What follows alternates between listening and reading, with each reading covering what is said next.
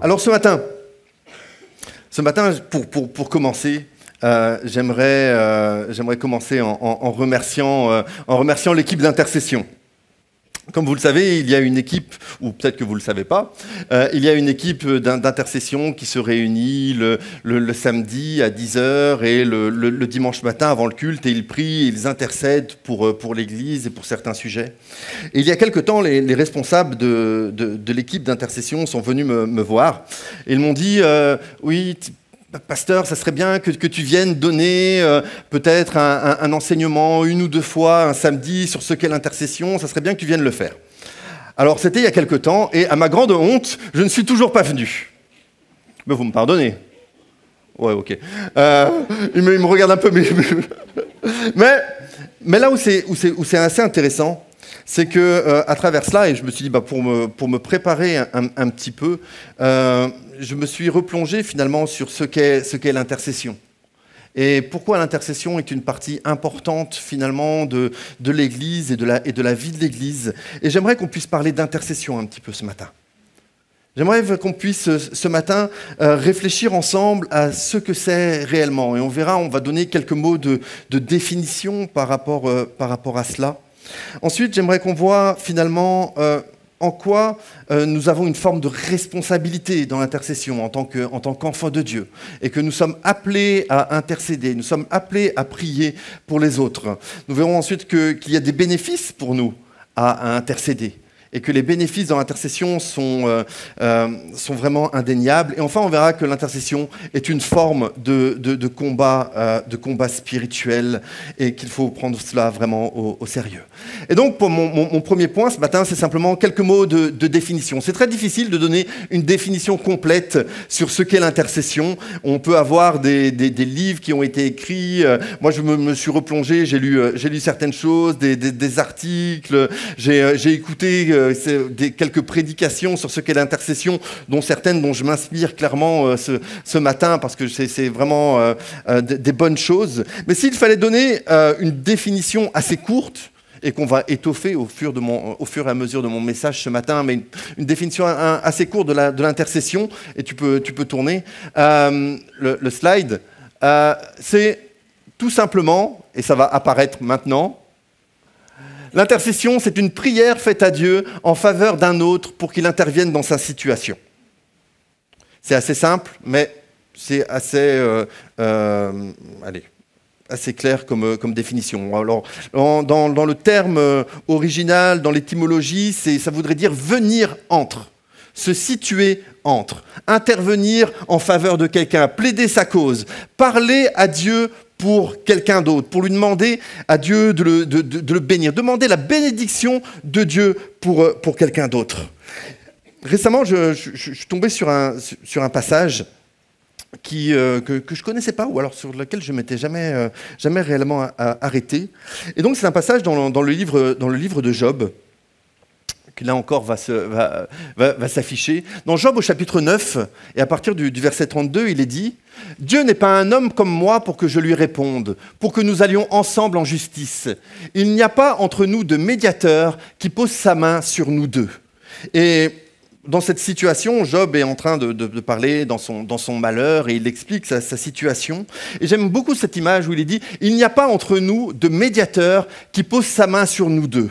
Le mot médiateur, on pourrait utiliser le mot arbitre, et il est traduit dans certaines versions, dans certaines traductions, c'est le mot arbitre. Mais je crois qu'ici, nous avons l'image même de ce qu'est l'intercession. Nous avons l'exemple vraiment parfait de ce qu'est l'intercession. Je vais essayer de vous expliquer ça d'une manière un petit peu claire. Est-ce que Santos, tu veux bien venir me rejoindre, s'il te plaît? Et je vais prendre Manu. Nous avons Santos et nous avons Manu. Vous connaissez Santos, vous connaissez Manu. Et on aime Santos et on aime Manu. En tout cas, moi, je les aime beaucoup, tous les deux. Voilà, bon, vous venez par là. Et donc, vous allez juste devoir jouer un rôle. Donc, toi, Manu, tu vas jouer le rôle de Manu.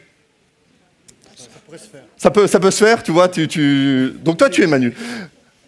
Toi, Santos, tu vas jouer le rôle de Dieu. Ah ouais, tout de suite, ça monte de niveau. Hein. Ça monte de... Ben voilà, tu vas réussir à... C'est un rôle. Tu n'es pas Dieu. Qu'est-ce que nous dit Job ici? Il dit « Il n'y a pas entre nous de médiateur qui pose sa main sur nous deux ». Dans le texte original, dans la pensée originale, voici ce que dit Job. Et rapprochez-vous un petit peu. Il est en train de dire qu'il n'a personne pour faire cela. Pour prendre Dieu d'un côté, pour prendre Manu de l'autre, et pour parler de lui à Dieu. Et donc, l'intercession, c'est quoi? C'est moi qui suis entre les deux, qui me situe entre les deux, je parle en faveur de Manu à Dieu. Et je dis à Dieu, bon, on sait que c'est Santos, hein, Dieu, bénis Manu. Et si Manu est souffrant et malade, tu dis, Seigneur, guéris Manu, interviens dans la vie de Manu, bénis-le. Et on peut trouver d'autres formes. Merci les gars. D'autres formes d'intercession. Ne disais pas, quand même. Vous êtes en train d'applaudir Manu qui a joué le rôle de Manu. Mais c'était très bien. Non, mais pour aller plus loin, on a ici cette image où l'intercession, c'est se situer entre les deux. Et c'est demander la bénédiction de Dieu pour quelqu'un d'autre. Et c'est important. Et je suis certain que vous le faites, hein, et que vous le faites spontanément et que vous le faites naturellement. Mais c'est se situer entre les deux. Et mon but, en tout cas, le but de mon message ce matin, c'est simplement vous dire, voilà, pour ceux qui ont l'habitude de le faire, pour ceux pour qui c'est un style de vie, je veux vous encourager à continuer. Parce que c'est un beau ministère, l'intercession. Pour ceux qui peut-être n'ont pas l'habitude, ou un peu moins, alors je veux vous encourager à rentrer dans cette dynamique de l'intercession et de vous tenir entre, et de vous tenir finalement entre les deux personnes et d'apporter à Dieu des sujets de prière pour les autres. C'est important. Et nous allons le voir encore ce matin à travers d'autres points. Mais c'est quelque chose d'essentiel pour l'Église, l'intercession. Et nous avons besoin d'élever notre niveau d'intercession dans nos vies. En tout cas, je le dis pour moi-même. J'ai besoin d'aller plus loin dans l'intercession dans ma vie. Parce que si nous voulons vivre des choses avec Dieu, ça passe par là. Ça passe par la prière, ça passe par l'intercession. On le verra encore un petit peu tout à l'heure. Mon deuxième point, c'est simplement vous dire qu'il y a une forme de responsabilité pour les intercesseurs, ou en tant qu'intercesseurs alors que nous sommes enfants de Dieu. Dans l'évangile de Matthieu, passage que vous connaissez sans doute, passage dans l'Autre Père, les disciples viennent voir Jésus, il lui demande de leur expliquer comment prier. Et dans Matthieu, il est dit, « Voici comment donc vous devez prier. » C'est la réponse que Jésus donne. Et il dit, « Notre Père qui es aux cieux, que ton nom soit sanctifié, que ton règne vienne, que ta volonté soit faite sur la terre comme au ciel. » Et je crois que simplement cette phrase, « que ta volonté soit faite sur la terre comme au ciel », nous invite et nous demande, nous responsabilise par rapport à l'intercession. Pourquoi il est dit que ta volonté soit faite sur la terre comme au ciel? Alors nous sommes d'accord, la volonté de Dieu s'accomplit parfaitement dans le ciel. Et Dieu est là, et la volonté de Dieu est parfaite dans le ciel. Simplement, la volonté de Dieu n'est pas parfaitement accomplie sur la terre. Et le but de Jésus, quand il nous dit que ta volonté soit faite sur la terre comme au ciel, c'est de nous inviter à nous impliquer dans la prière et à être comme un collaborateur de Dieu pour que sa volonté se passe sur la terre. Et c'est vraiment quelque chose qui est important de comprendre. C'est-à-dire que la volonté de Dieu, nous pouvons être participants de cette volonté de Dieu. Nous pouvons être comme collaborateurs de l'accomplissement de la volonté de Dieu par nos prières, alors que nous intercédons, alors que nous nous mettons à genoux. Et c'est notre responsabilité. C'est à ça que nous sommes appelés. C'est ça, finalement, la prière et l'exemple de prière que Jésus nous laisse, où nous sommes là et où nous sommes appelés à demander que la volonté de Dieu s'accomplisse sur terre. Et la volonté de Dieu qui s'accomplit sur terre, c'est aussi, quand tu pries, de demander que la volonté de Dieu s'accomplisse dans la vie de ton frère, de ta sœur, de tes enfants, de ta femme, de ton mari, de ton pays, de ton église, etc. Et on peut avoir beaucoup de sujets d'intercession. Mais c'est la réalité que nous sommes responsables de cela. Nous sommes responsables de notre prière et nous sommes responsables de l'intercession. Et nous sommes d'autant plus responsables qu'il y a des sujets où nous sommes les seuls à pouvoir prier. Alors bien sûr, vous pouvez venir vers des responsables, vous pouvez venir vers des personnes de confiance pour demander qu'ils prient pour tel ou tel sujet. Mais c'est bon de le faire et c'est bon de partager ensemble des sujets de prière. Mais ce que je veux dire, c'est qu'il y a des sujets dont toi, tu es le principal responsable. Marie, époux, vous êtes le principal intercesseur pour votre épouse. Épouse, vous êtes aussi la principale intercesseuse pour votre mari. Parents, vous êtes les principaux intercesseurs pour votre enfant. Vous tous qui êtes ici, vous êtes les principaux intercesseurs pour l'Église Connect. Il y a cette réalité. C'est à vous de le faire. On ne peut pas déléguer ça. Et parfois, j'ai entendu, oui, mais moi, je n'ai pas le temps de m'impliquer dans la prière, je n'ai pas le temps de venir le mardi soir à la réunion de prière, je n'ai pas le temps de venir le mercredi matin quand on a la prière sur Zoom, je n'ai pas le temps de venir le samedi matin au groupe d'intercession à 10h. Mais d'accord, et moi je respecte cela, je respecte les agendas et les emplois du temps de chacun. Mais c'est pas il y a des sujets où c'est à toi de les porter. C'est à toi de les porter. Alors bien sûr qu'on peut les porter ensemble dans certains cadres.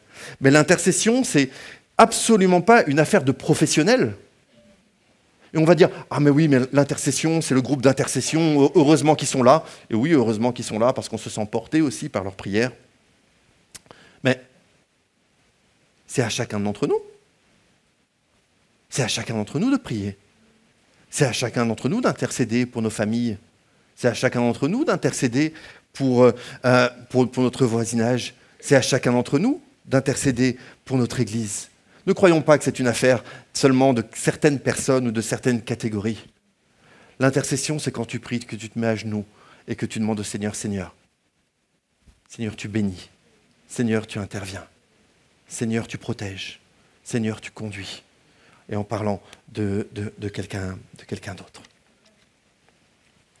Troisième chose que j'aimerais voir avec vous, je crois qu'il y a un bénéfice à l'intercession pour chacun d'entre nous. Et je suis convaincu que, c'est mon troisième point, je suis convaincu que l'intercession est liée avec notre foi et que les deux se nourrissent. Et je crois que plus tu intercèdes, plus ta foi grandit. Mais je crois que plus tu as la foi, plus tu as envie d'intercéder. Et c'est comme un cercle vertueux, un cercle finalement où on est encouragé à prier, on est encouragé à intercéder et on voit notre foi grandir. J'étais étonné, j'ai entendu ça, c'est dans une de des prédications que j'écoutais que j'ai entendu cela et j'étais étonné, mais finalement c'est totalement logique. Parfois, dans la parole, Dieu dit « homme de peu de foi », en s'adressant à certains dans des situations particulières. Et il dit « mais homme de peu de foi ». Mais parfois, on voit dans des circonstances où Jésus est comme étonné par la foi de ses interlocuteurs. Et à chaque fois, c'est parce qu'il est question d'intercession. Tourne un peu. Nat, s'il te plaît. Donc on est sur la foi, tourne encore. Deux passages. Un moment, dans Luc au chapitre 7, Jésus va faire la rencontre d'un centenier qui vient le prier pour son serviteur qui est malade. Et on voit ça dans Luc 7 au verset 9. Lorsque Jésus entendit ces paroles, il admira le centenier et se tournant vers la foule qui le suivait, il dit « Je vous le dis, même en Israël, je n'ai pas trouvé une aussi grande foi. » Et donc Jésus est comme admiratif de cette foi. Il est admiratif de cet homme qui vient intercéder pour son serviteur. Et il va dire, je n'ai pas trouvé une aussi grande foi. Qu'est-ce que j'aimerais que le Seigneur dise cela de moi? Qu'est-ce que j'aimerais que Jésus puisse dire, mais dans toute la Belgique, je n'ai pas trouvé une aussi grande foi. Et ça passe par l'intercession. Un autre exemple, tout simple, dans Matthieu 15, au verset 28, une femme syrophénicienne et qui va venir demander pour que le Seigneur touche sa fille, délivre sa fille. Et il les dit, alors Jésus lui dit, « Femme, ta foi est grande, qu'il te soit fait comme tu veux. » Et à l'heure même, sa fille fut guérie. Les deux sont, je crois, vraiment liés. Et grandir avec le Seigneur, grandir dans notre foi, je crois profondément que ça passe par l'intercession et par notre prière. Et notre prière pour d'autres.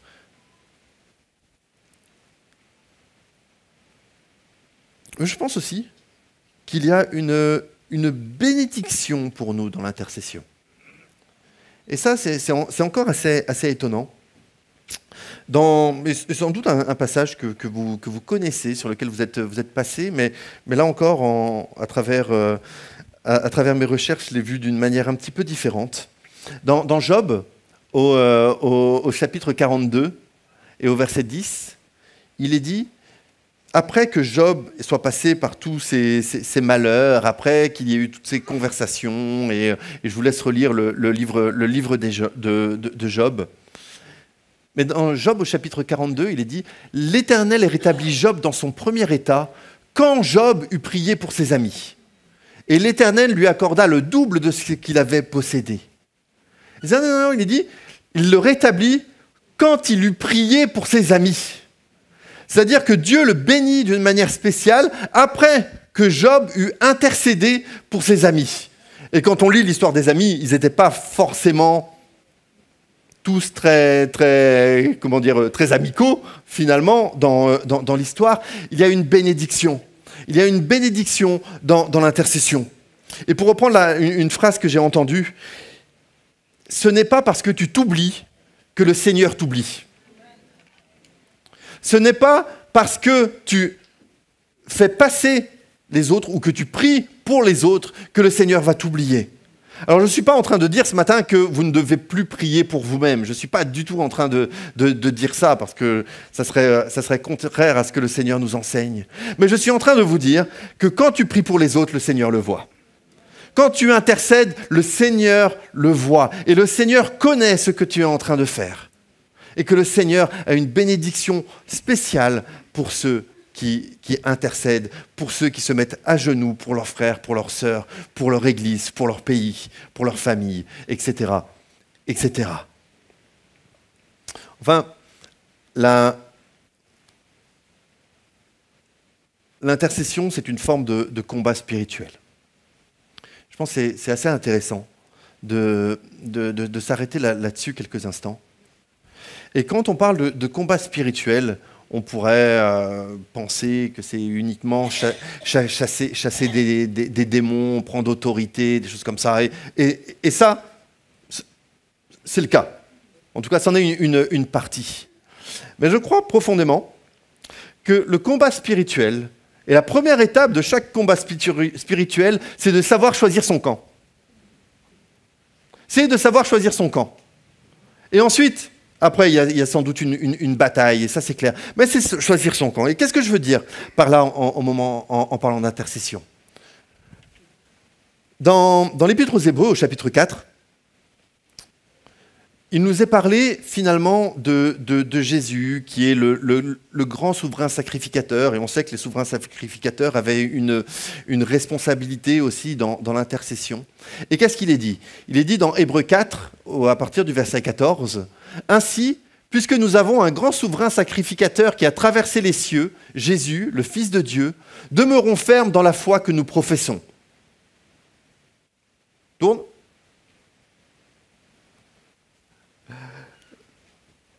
Normalement, il y a une slide derrière, non? Car nous n'avons pas un souverain sacrificateur qui ne puisse compatir à nos faiblesses. Au contraire, il a été tenté comme nous en toutes choses, sans commettre le péché. Approchons-nous donc avec assurance du trône de la grâce afin d'obtenir miséricorde et de trouver grâce pour être secourus dans nos besoins. Et il est dit ici que nous avons un souverain sacrificateur qui est capable de compatir à nos faiblesses. Et on connaît le ministère d'intercession de Jésus et nous savons que même en ce moment, il est en train d'intercéder pour nous. Et nous savons qu'il est en train de compatir à nos faiblesses. C'est-à-dire qu'il n'est pas en train de nous charger, il n'est pas en train de dire « Ah mais regarde, comme cet homme ou comme cette femme est un bon à rien et ne vaut rien », il est en train de compatir à nos faiblesses et intercéder pour nous, pour que nous soyons forts, pour que nous puissions continuer le chemin, que nous ne tombions pas à cause de la tentation. Au contraire, dans Apocalypse, au verset 12, il nous est dit, et j'entendis dans le ciel une voix forte qui disait « Maintenant le salut est arrivé et la puissance et le règne de notre Dieu et l'autorité de son Christ, car il a été précipité l'accusateur de nos frères, celui qui les accusait devant notre Dieu jour et nuit. » Et le combat, il est là. Il y a d'un côté le Seigneur Jésus qui intercède pour nous, mais de l'autre côté, le diable, l'ennemi de nos âmes, qui accuse, et qui accuse jour et nuit devant Dieu. Et il y a cette réalité finalement de confrontation céleste auquel nous devons finalement être participants. Faisons attention, mes amis, que notre intercession ne devienne pas une accusation. Il y en a un qui accuse, et il le fait, et il le fera jusqu'au bout, et il le fera jusqu'à que le Seigneur y mette un terme. Attention à notre intercession, que notre intercession ne devienne pas une accusation. Dans les évangiles, on trouve cette histoire de deux personnes qui montent au temple. Il y a un pharisien et un publicain. Et dans la prière du pharisien, qu'est-ce qu'il va dire ? Il va dire « Mais merci parce que je ne suis pas comme cet homme. Merci parce que je ne suis pas comme l'autre, il est voleur, il est menteur, etc. etc. Et toutes les mauvaises choses qu'il peut dire. » Il peut peut-être nous arriver quand nous sommes blessés, quand nous sommes en conflit avec l'un ou l'autre frère ou avec une personne de notre entourage. Si nous ne prêtons pas garde, il pourrait arriver que nous soyons comme des accusateurs devant Dieu. Et on va commencer à accuser. Attention, ça ne veut pas dire qu'on ne peut pas exprimer notre cœur devant Dieu et dire finalement ce que l'un ou l'autre on a vécu et ce que l'on pense peut-être comme injuste dans notre vie. Mais je ne parle pas de ça maintenant. Je parle que parfois nous pouvons accuser et pointer du doigt. Alors qu'il est dit, mais aimez vos ennemis, bénissez ceux qui vous maudissent. Et notre intercession ne devient pas un moment où nous faisons preuve d'empathie, un moment où nous faisons preuve de compassion envers les autres, mais plutôt un moment où nous faisons preuve d'une langue très acérée et d'une forme d'accusation sur contre l'un ou contre l'autre. Laissons l'accusation à Satan. Et je vous encourage, laissons l'accusation à Satan. Et soyons comme notre souverain sacrificateur qui compatit aux faiblesses et qui porte les uns et les autres dans l'intercession. L'intercession, c'est un combat spirituel parce que nous sommes appelés à mettre des limites et à mettre des limites à ce que peut faire l'adversaire de nos âmes. Dans le livre d'Ézéchiel, c'est un passage assez connu sur l'intercession, dans Ézéchiel 22, à partir du verset 29, il est dit « Le peuple du pays se livre à la violence, commet des rapines, opprime le malheureux et l'indigent, foule l'étranger contre toute justice. Je cherche parmi eux un homme qui élève un mur, qui se tienne à la brèche devant moi en faveur du pays, afin que je ne le détruise pas, mais je ne trouve point. » Et là, le Seigneur compare l'intercession au fait de construire des murs. Et quand tu intercèdes, tu construis des murs. Nous sommes tous appelés à être des maçons spirituels. à être des hommes et des femmes qui construisent des murs pour leur famille, pour leur église, pour leur pays, etc. Et on peut avoir plusieurs sujets d'intercession. Il y a des limites qu'on doit mettre. Et l'intercession nous permet de mettre des limites. Et de dire, là, Seigneur, je construis un mur. Et je ne permets pas à notre ennemi d'attaquer dans ce domaine-là. Et un mur de protection. Et c'est notre responsabilité. Le mur de protection dans l'intercession. Intercéder. Et dire, mais je veux protéger ma famille. Je veux protéger mes enfants. Je veux protéger mon mari, ma femme. Je veux qu'il y ait comme un mur contre les attaques de l'ennemi. Alors on pourrait dire beaucoup de choses sur l'intercession. Je vous dirai quand j'irai au groupe d'intercession le samedi matin, parce que ça ne m'empêchera pas de venir, parce que j'ai encore beaucoup de choses à dire par rapport à cela. Mais mon but ce matin, c'était de vous encourager à intercéder. Il y a quelque temps, on réfléchissait ensemble et on continue de réfléchir ensemble sur comment vivre finalement des choses surnaturelles avec le Seigneur. Et je crois que l'intercession nous permet de rentrer dans cette dynamique et dans cette dimension-là. On invite à être à genoux. Et je ne suis pas en train de dire que tout le monde doit être là le samedi matin au groupe d'intercession. Venez, hein, je ne dis pas le contraire. Hein. Mais je ne suis pas en train de dire ça. Ce que je suis en train de dire, c'est que ça commence quand tu es chez toi. Ça commence quand tu es seul. Ça commence quand tu fermes la porte. Ça commence quand tu as un fardeau sur le cœur pour les tiens. Et tu pries. Dans Marc 12, au versets 30 et 31, on va conclure. Tu aimeras le Seigneur ton Dieu de tout ton cœur, de tout ton cœur, de toute ton âme, de toute ta pensée, de toute ta force. Et voici le second commandement, tu aimeras ton prochain comme toi-même. Il n'y a pas d'autre commandement plus grand que cela. L'intercession, c'est l'accomplissement de tu aimeras ton prochain comme toi-même. Quand tu pries pour l'autre, tu accomplis ce commandement qui dit tu aimeras ton prochain comme toi-même, parce que tu le prends.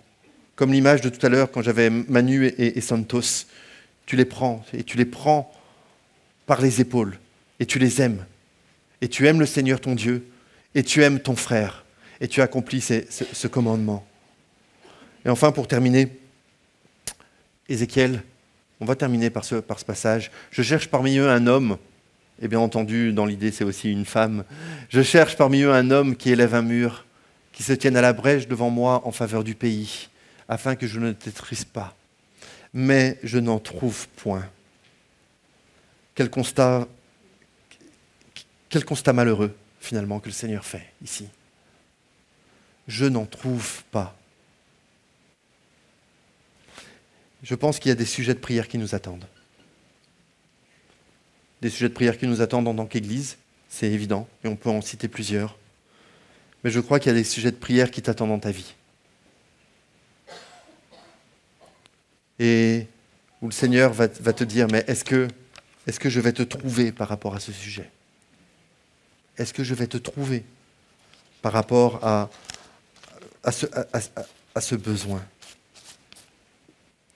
Et ça commence par nous. Je ne veux pas vous mettre un fardeau ce matin. Je veux simplement nous rappeler notre responsabilité. Ça commence par nous. Ça commence par moi. Ça commence par toi, par chacun d'entre nous qui se met à genoux et qui intercède pour les uns et pour les autres. Est-ce qu'on peut prier ensemble ce matin? Est-ce qu'on peut se lever? Je pense qu'on va se lever ensemble.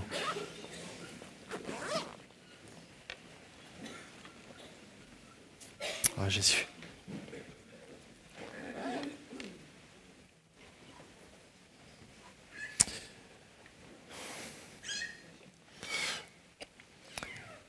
Seigneur, ce matin, nous voulons être reconnaissants pour ce privilège que nous avons de pouvoir venir dans ta présence. Pour ce privilège que nous avons, Seigneur, de pouvoir te prier et de savoir, Seigneur, que tu nous écoutes. Et tu nous écoutes, Seigneur, pas simplement par rapport à nos propres besoins. Tu nous écoutes, Seigneur, pas simplement par rapport à ce que nous te demandons pour nous-mêmes. Mais nous savons, Seigneur, que tu nous écoutes quand nous prions pour les autres. Quand tu nous écoutes quand nous prions pour nos frères, pour nos sœurs. Quand tu nous écoutes quand nous prions pour nos familles, Seigneur, pour nos conjoints, pour nos enfants. Seigneur, je te prie que nous soyons encore interpellés par ce sujet ce matin. Je te prie, Seigneur, que tu déverses en nous un esprit d'intercession. Et que nous puissions prendre goût, Seigneur, à prier. Et à prier, Seigneur, pour ceux qui nous entourent. À prier pour ton Église, à prier pour notre pays. À prier, Seigneur, pour finalement les autres sujets que nous-mêmes. Tu nous fais sortir, Seigneur, d'une forme d'égocentrisme. Et tu nous permets, Seigneur, de rentrer dans une dynamique de prière, une dynamique d'intercession. Nous avons tellement besoin, Seigneur. Nous savons, Seigneur, qu'il y a des sujets qui nous attendent. Mais nous voulons croire, Seigneur, qu'au-delà, qu'il y a des exaucements qui nous attendent. Nous voulons voir, Seigneur, des exaucements à notre intercession. Nous voulons voir des exaucements, Seigneur, aux prières que nous faisons monter pour nos familles.